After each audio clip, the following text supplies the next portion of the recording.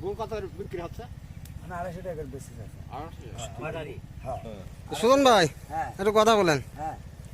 কি করছেন আপনি? আমি এই যে খেজুরের রস জ্বালাচ্ছি ভাই। গাছ কয়টা আছে? গাছ 60টা আছে। 60টা গাছ আছে সব এলাকা, সব এরম গাছ। সব এলাকাতেই? হ্যাঁ এলাকাতে সব এরম গাছ।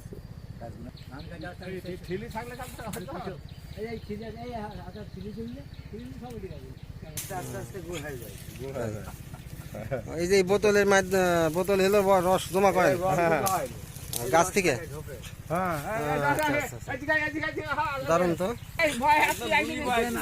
অরিজিনাল রস অরিজিনাল গুড় পাবেন। একদম খাঁটি অরিজিনাল। ক্যাশেরি সেলি এখানে বানাচ্ছে, এখানে গাছ।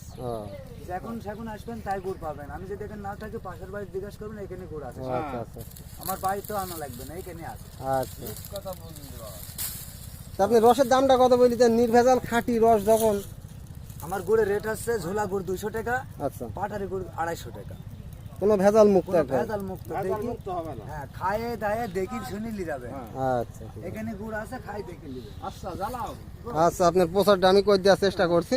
আমার কিন্তু 2 কেজি দিয়েন বিনিময়ে। আচ্ছা ভাই আচ্ছা এখানে চলে আসবা। আমি এখানে আর তুমি আমার বন্ধু মানুষ না, ছোটকালে একসাথে কত